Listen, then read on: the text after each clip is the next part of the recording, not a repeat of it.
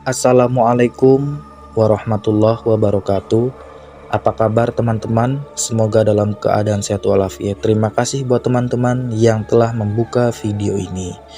Pada segmen ini, pada episode ini, saya akan membawakan cerita tentang jasad yang ditaburi garam.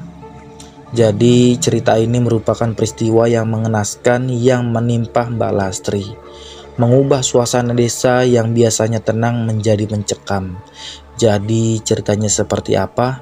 Jadi kita gak usah lama-lama, kita lanjut aja ke ceritanya. Dimitri baru saja selesai sholat maghrib saat dari arah luar terdengar riuh teriakan masyarakat.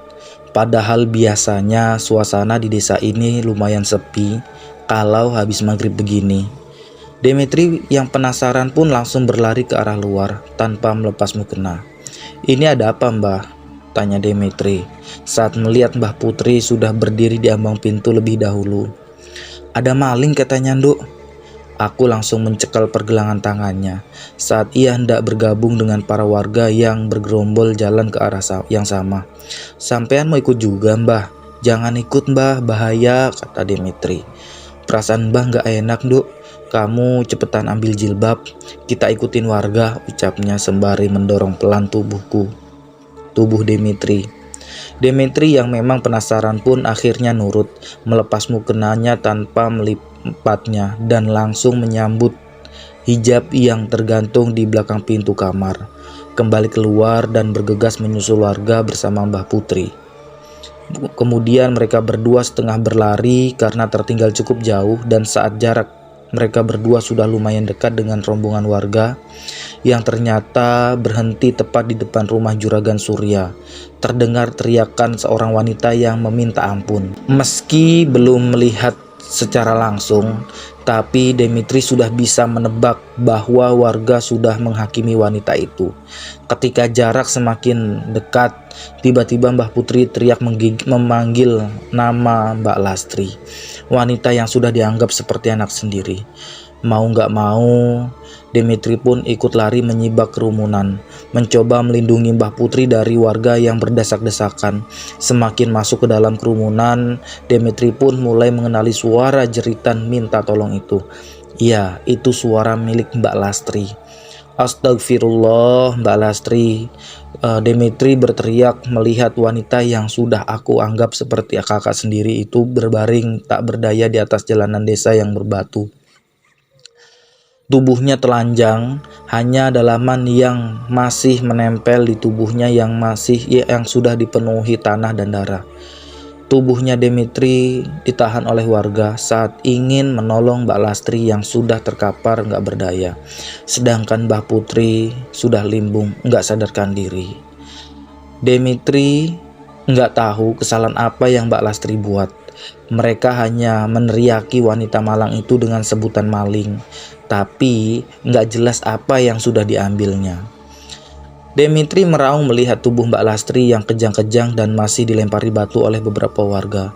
Bahkan manusia biadab itu dengan teganya menabur sebaskom garam ke tubuh Mbak Lastri yang dipenuhi luka, membuat tubuh wanita itu menggeliat, menahan sakit. Bibirnya nggak lagi mengeluarkan teriakan, hanya menyisakan rintihan pilu yang dianggap nyanyian merdu oleh mereka yang nggak lagi memiliki empati.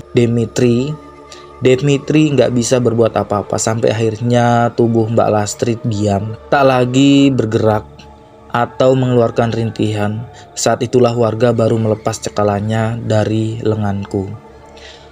Dimitri menangis, bersimpuh sembari memeluk jasad Mbak Lastri. Mengenaskan, bahkan sampai nyawa wanita ini melayang. Nggak ada satupun warga yang peduli, sebagian dari mereka bahkan masih mencaci maki. Dimitri menoleh ke arah lelaki yang sedari tadi berdiri di depan pagar rumahnya.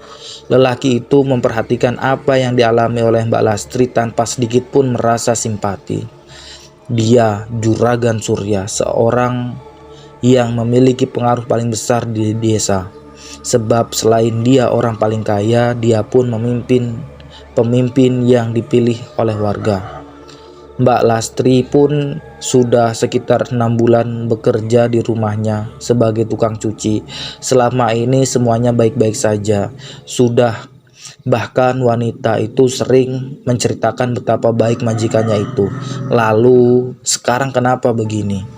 Kalian manusia biadab, jahanam, di mana hati nurani kalian? Dia salah apa? Teriaknya Demitri sambil diiringi isak tangis. Heh Demitri, dia itu maling. Mending kalau cuma maling harta, tapi ini maling suami orang juga. Kamu bakal nyesel kalau belain dia, seru Mbak Widarti yang Demitri tahu dia itu teman kerja Mbak Lastri.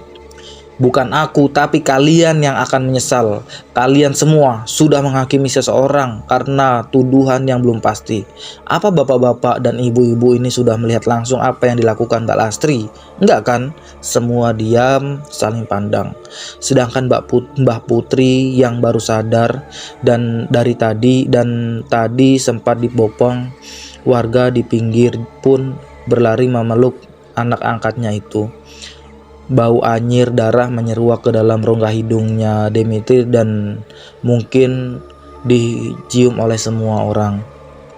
Sudah, sekarang kalian bubar, masalah sudah selesai. Aku menatap tak percaya Juragan Surya.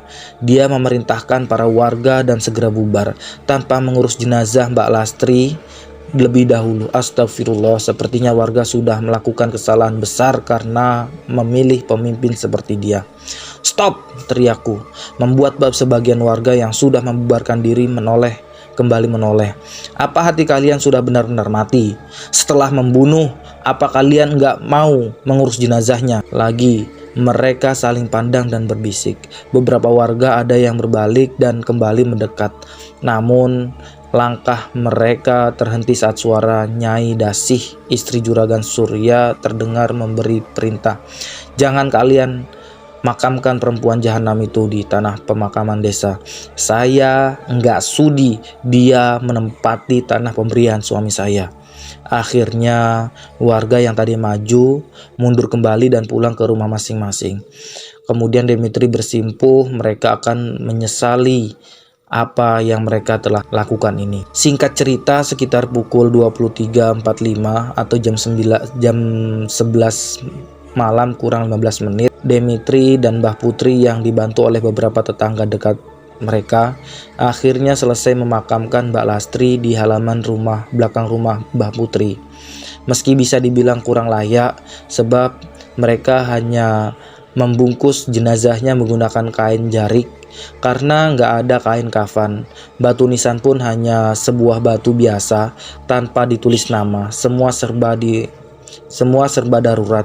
Tapi mereka tak lupa mendoakan Mbak Lastri, semoga dia tenang di alam sana. Percayalah, setelah ini mereka yang ikut-ikutan menghakimi tanpa tahu apa yang terjadi. Hidupnya nggak akan tenang, nggak akan pernah tenang lagi, ucap Pak Tarim, tetangga yang beberapa jam lalu membantu Demitri dan Mbah Putri mengangkat jenazah Mbak Lastri bersama sang istri yang beberapa tetangga yang masih memiliki hati. Lastri perempuan baik, saya yakin ini hanya sebuah kesalahpahaman atau memang fitnah yang sengaja dibuat oleh seseorang, timpal Bu Ani, istri Pak Tarim. Sedari tadi ia mencoba menenangkan Mbah Putri yang terus-menerus menangisi kepergian Mbah Putri. Dan dari mitos yang pernah Demitri dengar, jika jasad seseorang ditaburi garam maka arwahnya akan gentayangan. Apakah Mbak Lastri akan menuntut dendam? Aku sih berharap seperti itu.